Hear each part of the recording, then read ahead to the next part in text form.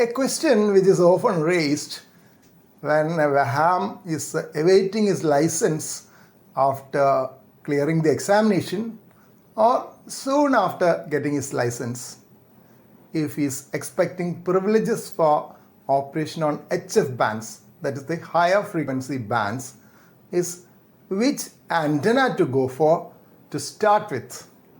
There are several options, as you know. There are simple dipole antennas, inverted V antennas, and you can have a vertical antenna or a delta loop antenna, inverted L, unfed half wave antenna, and the list is unending. There are so many types of antennas which are possible, which can be used for HF transmission or high frequency transmission.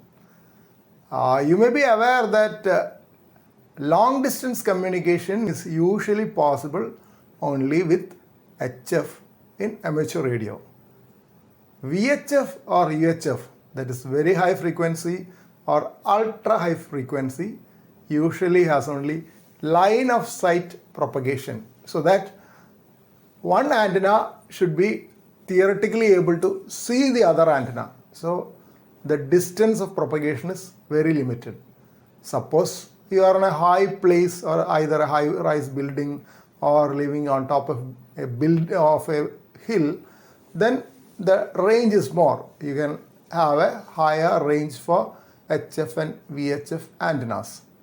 Otherwise, you will have higher range for higher frequency or HF, in which the wave goes up into the sky from your antenna, and then from a layer of the atmosphere known as ionosphere, it comes down at an angle in another direction. That is, HF waves are bouncing off the ionosphere, increasing the range of propagation. So the line of sight is not important. In typical line of sight, you may have ranges, even if you increase power, only maximum of about 40 kilometers. That is because of the curvature of the earth. That is known as the radio horizon. Radio horizon is different from the actual horizon. There is some difference, and it can also change with atmospheric conditions. So beyond the radio horizon, if you want to send your signal, usual option is have an HF signal which goes up into the ionosphere and bounces back down to another place.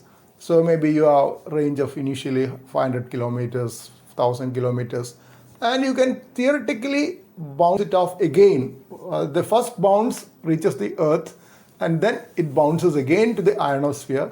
So if you have sufficient power and good ionospheric condition, the signal can bounce off from the earth to the ionosphere and back, so that it can go around the globe. That is why we are able to contact even stations on the other side of the globe using HF radio waves.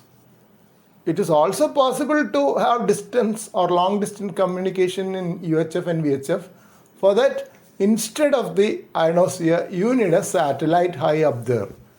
You can send your signals to the satellite and the satellite can bounce it back to the earth like a repeater. That is how long distance communication is possible in VHF and UHF range. But that is not within the reach of a ham who is going to start operations to begin with. Moreover, in most of the licenses, there is restriction for satellite operation in lower grades of license. You need a higher grade of license for satellite operations. I will tell you what I did when I got my grade 1 license way back in 1985. I had a local elmer who advised me to go for an inverted V antenna. I did not know why I should go for inverted V antenna at that time, but as my elmer told me, I just started off with it. I first homebrewed a small radio that is known as VU2 VWN QRP, that designed by VU2 VWN, who is now Silent Key. That was very popular in those days. So I homebrewed a VU2 VWN QRP. That was a simple radio with a final transistor known as BD139 giving an output of around 5 watts. It's a very simple setup. Initially, I made a radio just for continuous wave or CW. Later, I could add a modulator. I added an audio amplifier and a modulator so that I could go on AM also. So it was a CW AM radio which I homebrewed. So with this simple radio, and I used the broadcast receiver which I had at home, that is Philips radio. That was my receiving setup. With this, I thought of going for the inverted V dipole antenna. What I did was, I just put up a pole, a wooden pole. I did not know the importance of having a non-conducting pole in those days. It was a simple wooden pole, maybe the height of about 2 meters, or that's all, only 2 meters of height, on top of my terrace. It was a single story house. Terrace had plenty of space. So I put up a wooden pole on the parapet of the terrace. And on top of it, I tied my inverted V dipole antenna. Being operations was only on 40 meters. So each limb of the antenna was bare copper wire. I didn't use insulated copper wire in those days. It was bare copper wire which was easily available in the local electrical shops. Each limb of the antenna was just 10 meters. And I used porcelain insulators which were available in those days at the feed point as well as at both ends. And the feed point was tied onto the top of the mast, and sides in an inverted V fashion. The top of the mast will be like this, and an inverted V fashion. Both sides were tied to coconut trees in the compound using nylon ropes. And the feed point was connected using simple TV cable. I did not know about 50 ohms cable which has to be used for amateur radio, and I didn't know that TV cable was 75 ohms either.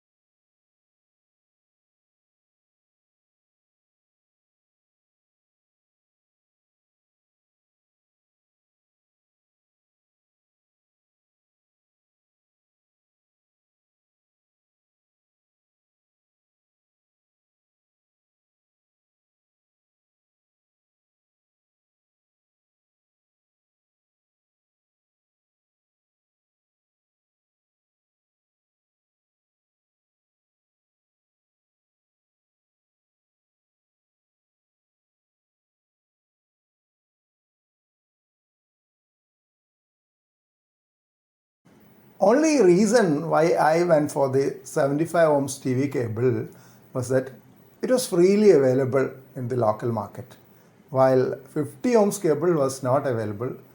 In 1985, we didn't have the online purchase facility, and it was not easy to get 50 ohms coax in those days.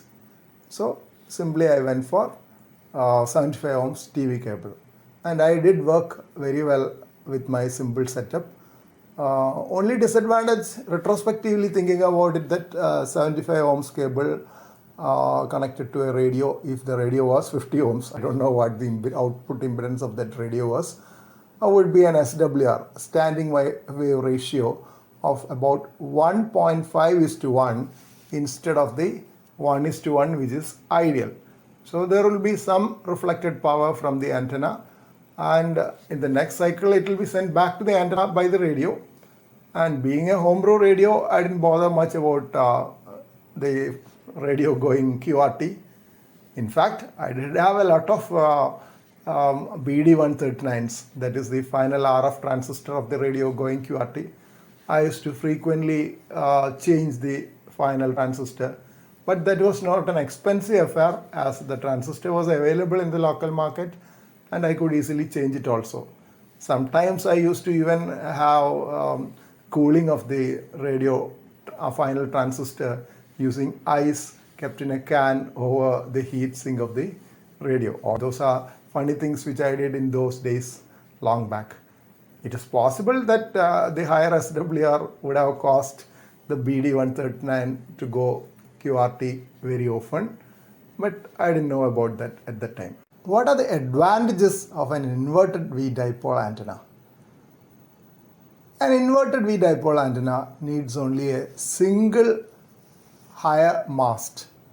Both ends are lower down, so you need only a single high mast that can be easily put on most of the buildings. And lower down, one important aspect which you have to look at is the tips of the antennas should be beyond the reach of humans and animals which are likely to come usually in the garden or backyard and touch the antenna, especially with the uninsulated antenna.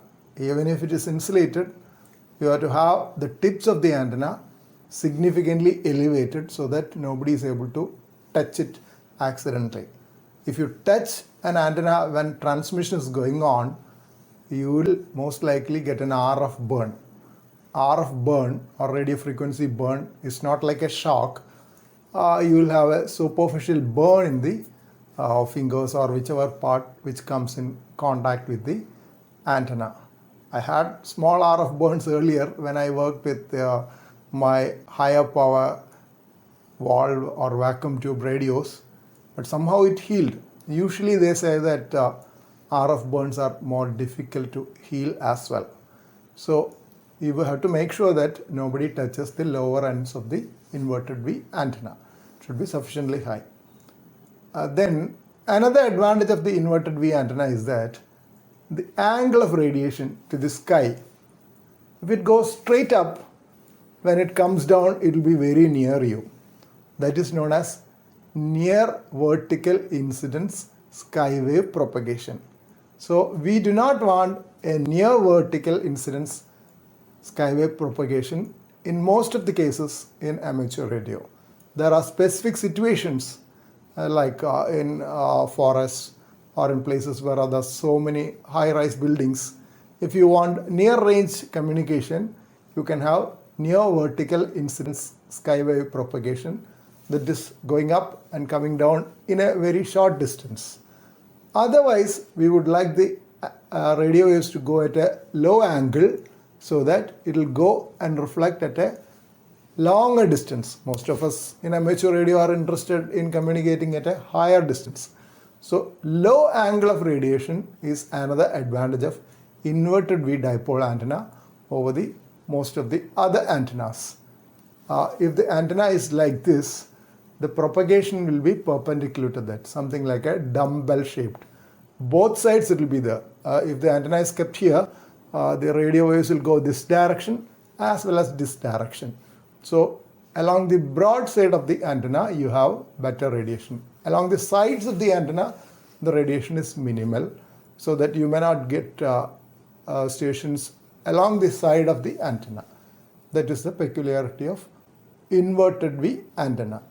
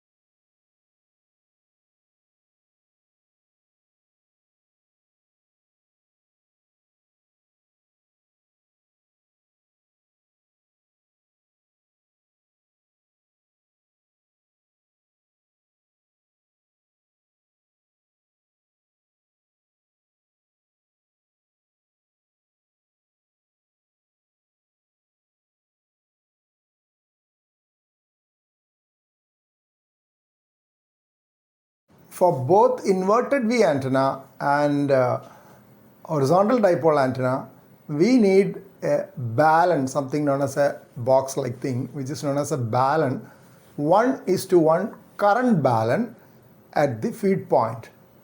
That is to convert from unbalanced to balanced current.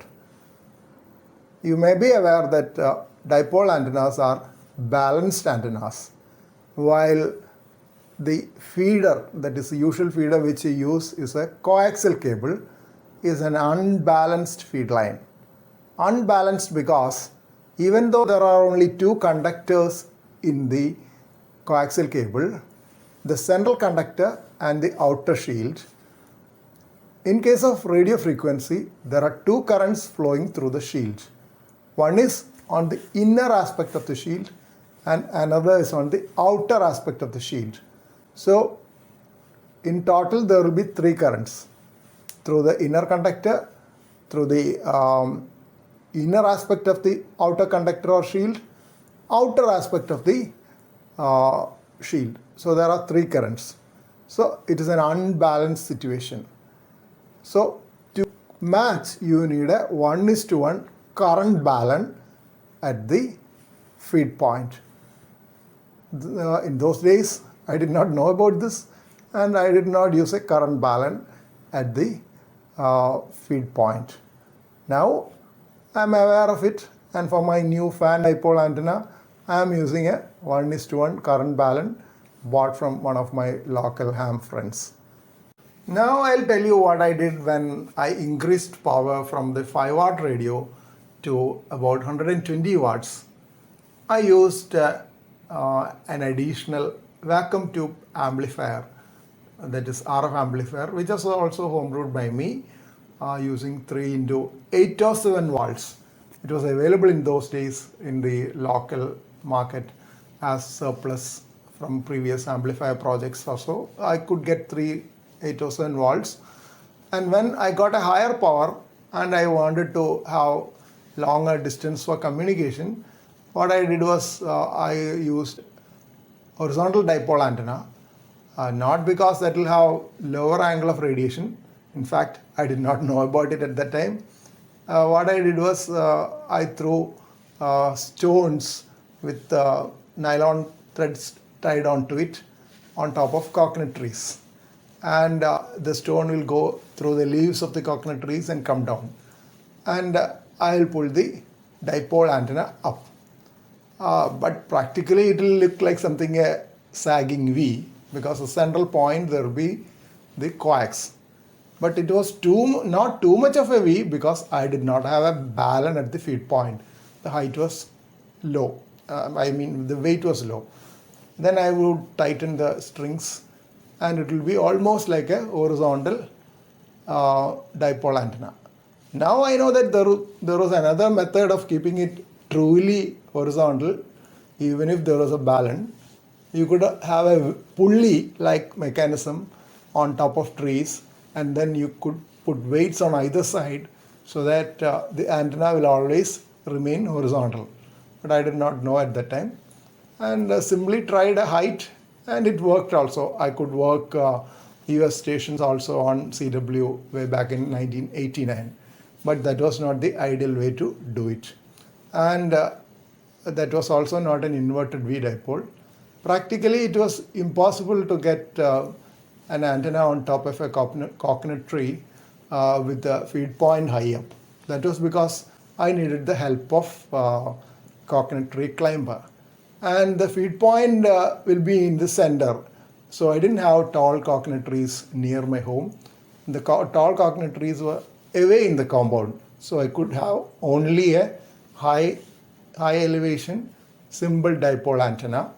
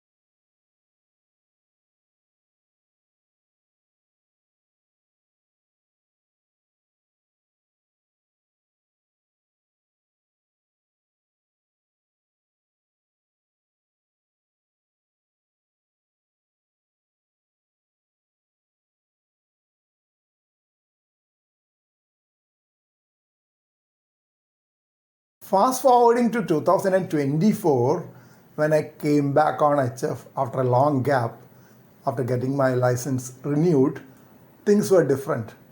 I was not living in that spacious compound with plenty of coconut trees and enough space around the home for antennas.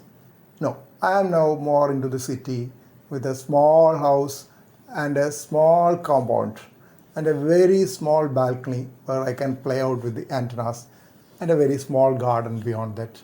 And I have power lines on either sides, bare power lines going through the road in front and insulated power line on another side. Another home just behind me and two roads on either sides. So it's a very restricted situation. Now I cannot go for a dipole antenna on top of coconut trees. Only thing possible for me is a inverted V dipole antenna.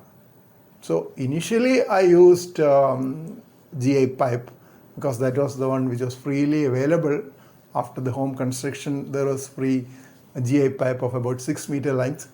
I put it up on the terrace, and then on both sides I put the two limbs of the antenna. But that did not do well, mainly because the space was limited and the limbs were not truly linear. I had to have some zigzagging of the limbs so that it would fit into the space.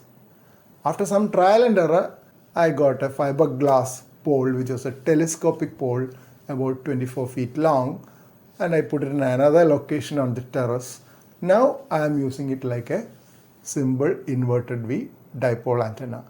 And I used CPVC pipe, that is chlorinated PVC pipe, which is used for hot water for one end, and another end I put it on the fence itself. So this is an asymmetrical inverted V antenna which I have now, but the pole, the mast is not conducting now. It is a non-conducting fiberglass telescopic pole. And I got wiser. I also fixed a balun at the feed point. And now I am not using the 75 ohms TV cable. I could buy RG213. It is a thick cable, RG213. In between, I had tried HLF 200 cable also, because that was the one easily available with PL259 connectors at both ends. And now I am using a commercial radio and not a homebrew radio. I am using FT710 commercial radio, which was bought from a local vendor. And now currently it is an RG213 cable. It is a thick cable, unlike the HLF 200 cable, which is thin cable. And I have also learned how to put a crimped connector at the other end. Because initially I used 30 meter of cable and the signals were not going out well. I cut the cable into two and connected the antenna with just twisting the ends to the cable. I didn't have a balun initially. Later I put up the balun, and now I have also learned how to crimp the PL259 connector so that it will fit onto the balun. Balun has an SO239 connector, so you need a PL259 connector at the antenna end of the cable.